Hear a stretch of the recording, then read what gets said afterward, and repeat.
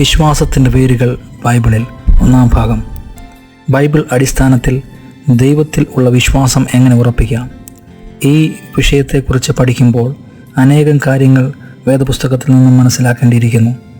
വേദപുസ്തകത്തിലെ പ്രാരംഭ പുസ്തകമായ ഉൽപ്പത്തി പുസ്തകം മുതൽ വെളിപ്പാട് പുസ്തകം വരെ ഈ വിഷയത്തെ സംബന്ധിച്ച് ധാരാളം കാര്യങ്ങൾ കാണുവാൻ കഴിയും.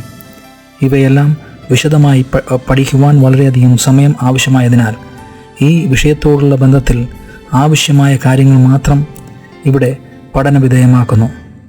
ഇതോടുള്ള ബന്ധത്തിൽ ഉൽപ്പത്തി പുസ്തകത്തിൽ നിന്നും ചില കാര്യങ്ങൾ നാം ചിന്തിക്കേണ്ടിയിരിക്കുന്നു. കാരണം ഈ പുസ്തകത്തിൽ വിശ്വാസത്തിൻ്റെ അടിസ്ഥാന പാഠങ്ങൾ കാണാം. മോശ ഈ പുസ്തകം എഴുതിയെന്ന് വിശ്വസിച്ച് പോരുന്നു. ഇതിൻ്റെ എഴുത്തുകാരനെ പറ്റി കൃത്യമായ തെളിവുകൾ ഒന്നും തന്നെയില്ല.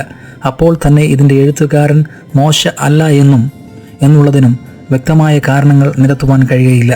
ഈ പുസ്തകം ഏതാണ്ട് BC 1440 BC 1400 മധ്യേ എഴുതിയെന്ന് കരുതാം. ഇസ്രായേൽ ജനത്തെ മിസ്രയീമിൽ നിന്നും പുറപ്പെടുവിച്ചുകൊണ്ട് വരുന്നത് മുതൽ മോശയുടെ മരണം സംഭവിക്കുന്നത് വരെയുള്ള കാലഘട്ടത്തിനിടയിൽ ആയിരിക്കും ഇത് എഴുതിയെന്ന് കരുതാവുന്നതാണ്.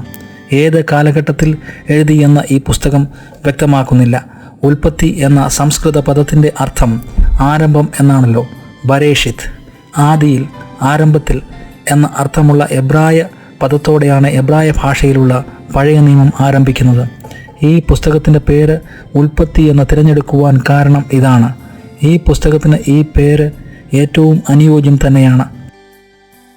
പ്രപഞ്ചത്തിൻ്റെ ആരംഭം, ഭൂമിയുടെ ആരംഭം, ഭൂമിയിലുള്ള ജീവജാലങ്ങളുടെ ആരംഭം, മനുഷ്യൻ്റെ ആരംഭം, പാപത്തിൻ്റെ ആരംഭം, ഇസ്രായേൽ രാഷ്ട്രത്തിൻ്റെ ആരംഭം, ഇവയെല്ലാം വ്യക്തമാക്കിയിരിക്കുന്നു.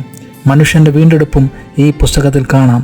ഉൽപ്പത്തി പുസ്തകം ശരിയായി മനസ്സിലാക്കുന്നത് ബൈബിളിലെ മറ്റ് പുസ്തകങ്ങളുടെ പഠനത്തിന് വളരെ സഹായകരമാണ്. കാരണം ദൈവത്തെക്കുറിച്ചും ദൈവത്തിൻ്റെ ശക്തി, മാഹാത്മ്യം, വലിപ്പം ഇവ മനസ്സിലാക്കുവാനും ഈ പുസ്തക പഠനം വളരെ സഹായകരമാണ്. ഉദാഹരണമായി ഉൽപ്പത്തി പുസ്തകം 1-ാം അധ്യായം 1-ാം വാക്യം തന്നെ എടുക്കാം. ഈ വാക്യത്തിൽ പ്രപഞ്ചത്തിൻ്റെ ഉൽപ്പത്തി വ്യക്തമാക്കുന്നു. ഈ പ്രപഞ്ചത്തെക്കുറിച്ചും ഇതിൻ്റെ വലിപ്പത്തെക്കുറിച്ചും നാം മനസ്സിലാക്കുവാൻ ശ്രമിച്ചാൽ ദൈവത്തിൻ്റെ വലിപ്പവും ശക്തിയും മാഹാത്മ്യവും ചെറിയ അളവിലെങ്കിലും ഗ്രഹിക്കുവാൻ കഴിയും എന്നാണ് എൻ്റെ ചിന്ത. ഈ പ്രപഞ്ചത്തിൽ ഏതാണ്ട് 100 ബില്യണിലധികം ഗാലക്സികൾ ഉണ്ട് എന്ന് കരുതുന്നു.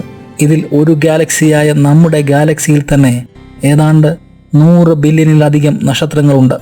ഈ ഗാലക്സിയുടെ മധ്യഭാഗത്തു നിന്നും ഏതാണ്ട് 150 ട്രില്യൺ മൈൽ അകലെയാണ് ഭൂമി സ്ഥിതി ചെയ്യുന്നത്. ഒരു ഗാലക്സിയുടെ കാൻഡിൽ പവർ 400 മില്യൺ സൂര്യൻ്റെ പ്രകാശമാണ്.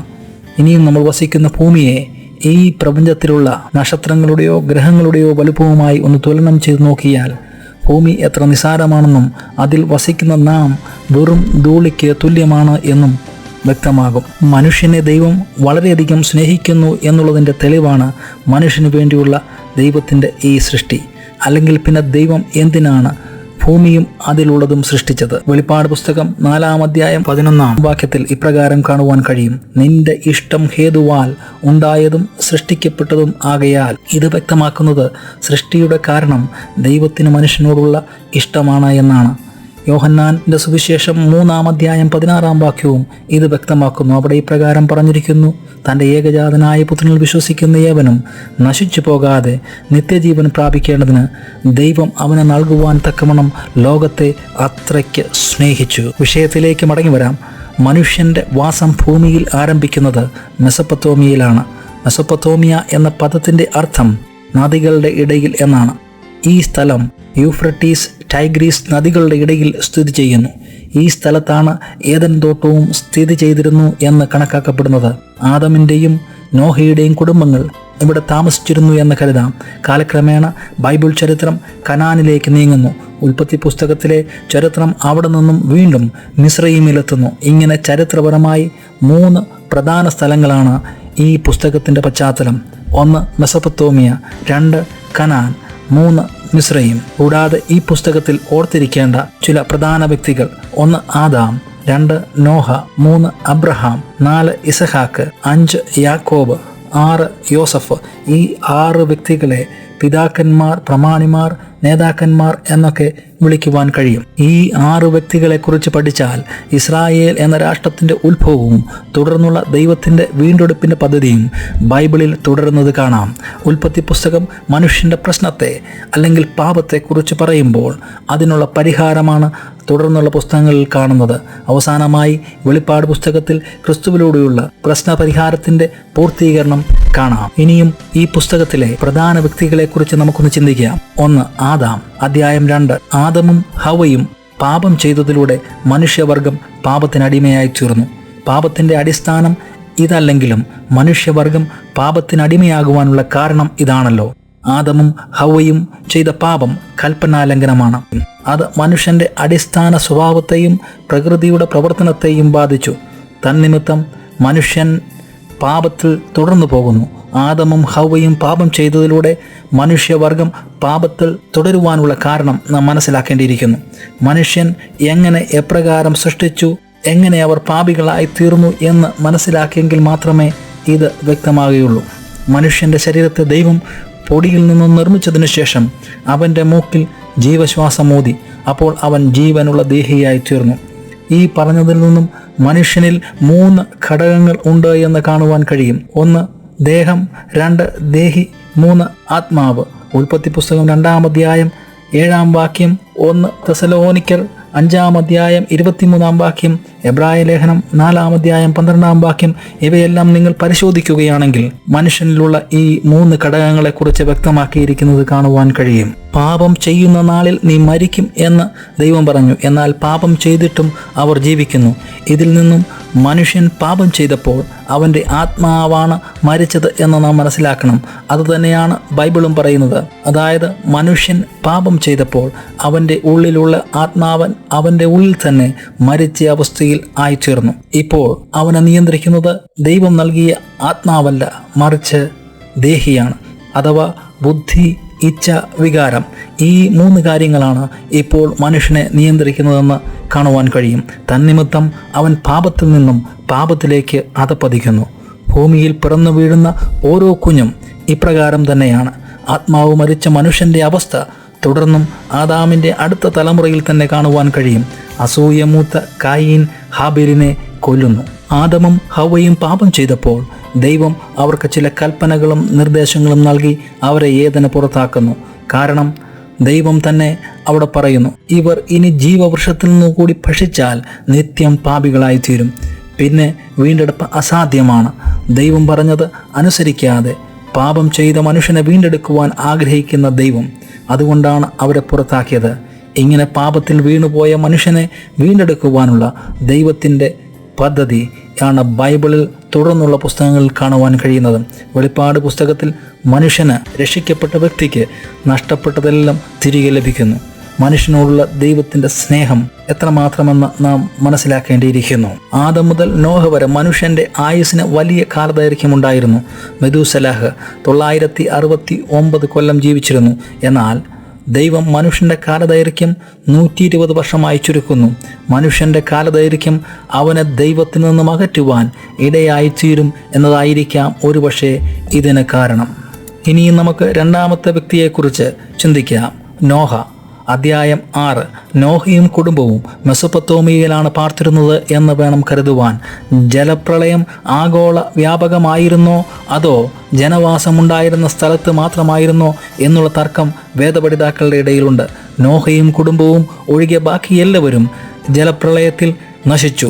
നോഹയെ 2ാമത്തെ പ്രധാന വ്യക്തിയായി അഥവാ പിതാവായി കാണുവാൻ കാരണം ഇതാണ്.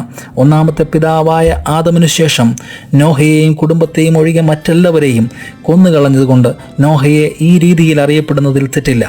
ജലപ്രളയശേഷം നോഹയുടെ പുത്രന്മാർ 3 ദിശയിലേക്ക് പോയി എന്ന് വേണം കരുതുവാൻ. യാഫേത്തിൻ്റെ കുടുംബം വടക്ക് പടിഞ്ഞാറേ ദിശയിലേക്ക് പോയി. ഇവരാണ് പിന്നീട് യൂറോപ്യൻസ് ആയിത്തീർന്നത് എന്ന് വിശ്വസിക്കുന്നു. ഷേമിൻ്റെ കുടുംബം കിഴക്കോട്ടും തെക്കോട്ടും പോയി. അറേബ്യൻ പെനിൻസുല എന്ന ഭാഗം ഇവരാണ് പിന്നീട് സിറിയ, അസിറിയ, പേർഷ്യ എന്ന് അറിയപ്പെട്ടത്.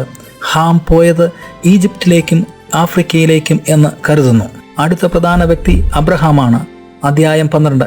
ഇസ്രായേൽ എന്ന രാഷ്ട്രത്തിൻ്റെ സ്ഥാപനവുമായി ബന്ധപ്പെട്ട് ബൈബിൾ ചരിത്രം പഠിക്കുമ്പോൾ അബ്രഹാം എന്ന വ്യക്തിയുടെ പ്രാധാന്യം വളരെ വലുതാണ്. കൃത്യമായ തീയതികളുടെ അടിസ്ഥാനത്തിൽ ബൈബിളിൽ രേഖപ്പെടുത്തിയിട്ടുള്ള ചരിത്രമാണ് അബ്രഹാമിൻ്റെത്. അബ്രഹാമിൻ്റെ ജീവിതം ആരംഭിക്കുന്നത് വളരെ ചരിത്ര പ്രാധാന്യമുള്ള പട്ടണമായ ഊർ എന്ന സ്ഥലത്തു നിന്നുമാണ്. ഇവിടെ നിന്നും അബ്രഹാമിനെ ദൈവം വിളിച്ചു. ദൈവം വിളിക്കുന്നിടത്തു നിന്നും ദൈവവചനപ്രകാരമുള്ള ഒരു യാത്രയാണ് വിശ്വാസ ജീവിതം. ഊർ എന്ന സ്ഥലത്തു നിന്നും യൂഫ്രട്ടീസ് താഴ്വരയിലൂടെ വളക്കൂറുള്ള സ്ഥലങ്ങളിലൂടെ യാത്ര ചെയ്ത് ഹാരാനിലേക്കും അവിടെ നിന്ന് മെഡിറ്ററേനിയൻ തീരത്തുകൂടെ കനാനിലേക്കും പോയി ഇടയ്ക്ക് ഈജിപ്തിലേക്കും ചെറിയ യാത്രകൾ ചെയ്തു എന്ന് കാണുവാൻ കഴിയും. അബ്രഹാമിനുള്ള ചില പ്രത്യേകതകൾ: 1. ഒരു സ്ഥലത്തു നിന്നും മറ്റൊരു സ്ഥലത്തേക്ക് മാറി യാത്ര ചെയ്ത് പാർക്കുന്നു. 2. തലമുറകളിലൂടെ ചില കാര്യങ്ങൾ ചെയ്യുവാൻ ദൈവം ആദ്യമായി തിരഞ്ഞെടുത്ത വ്യക്തി. 3. യഹൂദന്മാരും മുസ്ലിങ്ങളും പിതാവായി ഒരുപോലെ ആദരിക്കുന്ന വ്യക്തി. അടുത്തതായി 4ാമത്തെ വ്യക്തിയായ ഇസഹാക്കിനെ കുറിച്ച് പഠിക്കുമ്പോൾ ഉൽപ്പത്തി പുസ്തകം 21-ാം അധ്യായത്തിൽ നമുക്ക് ഇസഹാക്കിനെ കുറിച്ച് കാണുവാൻ കഴിയും. അബ്രഹാമിനും സാറായിക്കും ജനിച്ച അത്ഭുത ശിശുവാണ് ഇസഹാക്ക്, മിറക്കിൾ ചൈൽഡ്. ബൈബിൾ ചരിത്രത്തിലെ ഒരു അവിസ്മരണീയ സംഭവമാണ് അബ്രഹാം ഇസഹാക്കിനെ യാഗം കഴിക്കുവാൻ കൊണ്ടുപോകുന്ന ചരിത്രം. ഇതിൽ അബ്രഹാമിൻ്റെ വിശ്വാസം മാത്രമല്ല പ്രധാനമായിട്ടുള്ളത്. ഈ ചരിത്രം യേശുക്രിസ്തുവിൻ്റെ ക്രൂശീകരണത്തിൻ്റെ നിഴൽ കൂടിയാണ് വെളിപ്പെടുത്തുന്നത്. ഇസഹാക്കിനെ യാഗം കഴിക്കുവാൻ കൊണ്ടുപോയ മലയുടെ അടുത്തു തന്നെയാണ് യേശുക്രിസ്തുവിനെയും ക്രൂശിച്ചത് എന്ന് പല വേദപണ്ഡിതാക്കളും കരുതുന്നു. ഇസഹാക്ക് ഭാര്യയായി തിരഞ്ഞെടുത്ത റിബേക്ക ഹാരാനിലുള്ള അബ്രഹാമിൻ്റെ സഹോദരനായ നാഹോറിൻ്റെ കൊച്ചുമകളാണ്. 5ാമത്തെ പ്രധാന വ്യക്തി യാക്കോബാണ്. അധ്യായം 27. കുതികാൽ പിടിക്കുന്നവൻ, ചതിയൻ, ശരിയല്ലാത്ത വിധത്തിൽ മറ്റുള്ളവരുടെ അവകാശങ്ങൾ കൈവശം വെക്കുന്നവൻ എന്നൊക്കെ അർത്ഥം കൊടുക്കുന്നു. ഇവൻ ജനിച്ചപ്പോൾ സഹോദരൻ്റെ കുതികാൽ പിടിച്ചിരുന്നു. പിന്നീട് സഹോദരൻ്റെ ജ്യേഷ്ഠാവകാശം ബർത്ത് റൈറ്റ് കൈക്കലാക്കി. ഇവനെ ഉപായി എന്നും വിളിച്ചിട്ടുണ്ട്. ഇവന് ഉപായം പറഞ്ഞു കൊടുത്തത് ഇവൻ്റെ മാതാവാണ്. അത് ഒരുപക്ഷെ തൻ്റെ ഭർത്താവിൻ്റെ തെറ്റായ തീരുമാനത്തെ തിരുത്തുവാൻ ആയിരുന്നിരിക്കാം. കൂടാതെ തൻ്റെ ഇളയ മകനെക്കുറിച്ച് ദൈവിക അരുളപ്പാട് കേട്ടത് റിബേക്ക ആയിരുന്നിരിക്കാം. ശരിക്കും ഇവനെ തൻ്റെ മാതാവായിരുന്നോ ചതിയനാക്കി മാറ്റിയത് എന്ന് ചിന്തിച്ചു പോകാം. കാരണം ഇവനെക്കുറിച്ച് ഉൽപ്പത്തി പുസ്തകം 25-ാം അധ്യായത്തിൽ ഇപ്രകാരം പറഞ്ഞിരിക്കുന്നു: യാക്കോബ് സാധുശീലനും കൂടാരവാസിയും ആയിരുന്നു. പിന്നീട് ദൈവത്തിൽ നിന്നും യാക്കോബിന് ഇസ്രായേൽ എന്ന പേര് ലഭിച്ചു.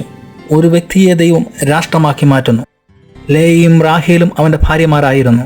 അവൻ്റെ പുത്രന്മാർ ലേവിയും യോസഫും ഒഴികെ യോസഫിൻ്റെ പുത്രന്മാരും ഗോത്രപിതാക്കന്മാർ ആയിത്തീർന്നു. 6ാമത്തെ പ്രധാന വ്യക്തിയായ യോസഫിനെ കുറിച്ചുകൂടി ചിന്തിച്ചതിനു ശേഷം ഈ 1-ാം ഭാഗം പഠനം ഇവിടെ അവസാനിപ്പിക്കുവാൻ ആഗ്രഹിക്കുന്നു. അധ്യായം 37 കുലീനമായ ഒരു വ്യക്തിത്വത്തിൻ്റെ ഉടമയായ യോസഫിനെ കുറിച്ച് പറഞ്ഞിരിക്കുന്നത് കാണുവാൻ കഴിയും. ധാർമ്മികമായ മൂല്യം, മാന്യത, ക്ഷമ, വിശ്വസ്തത, കരുതൽ മുതലായ സ്വഭാവത്തിനുടമയായിരുന്നു യോസഫ്. കൂടാതെ ഉത്കൃഷ്ടനും സൽസ്വഭാവിയുമായിരുന്നു യോസഫ് എന്ന് ദൈവവചനം പറയുന്നു. കർത്താവായ യേശുക്രിസ്തുവിൻ്റെ നിഴലായും യോസഫിനെ കാണാം. യോസഫിൻ്റെ ഗുണഗണങ്ങൾ രക്ഷിക്കപ്പെട്ട ഒരു വ്യക്തിയിൽ ഉണ്ടായിരിക്കും. യോസഫ് തൻ്റെ പിതാവിൻ്റെ ഇഷ്ടപുത്രനായിരുന്നു. അത് നിമിത്തം അവൻ്റെ സഹോദരങ്ങൾ അവനെ ദ്വേഷിച്ചു. അവർ 20 ശേക്കൽ വെള്ളിക്കാശിന് യോസഫിനെ മിസ്രൈമി വ്യാപാരികൾക്ക് വിറ്റു. അവർ അവനോട് അനീതി കാട്ടുകയും ഉപദ്രവിക്കുകയും ചെയ്തു. അവൻ മിസ്രൈമിയർക്കും അതായത് ജാതികൾക്കും സ്വന്തം ജനത്തിനും അതായത് ഇസ്രായേലിയർക്കും ഒരുപോലെ ഉദ്ധാരകനായി തീർന്നു.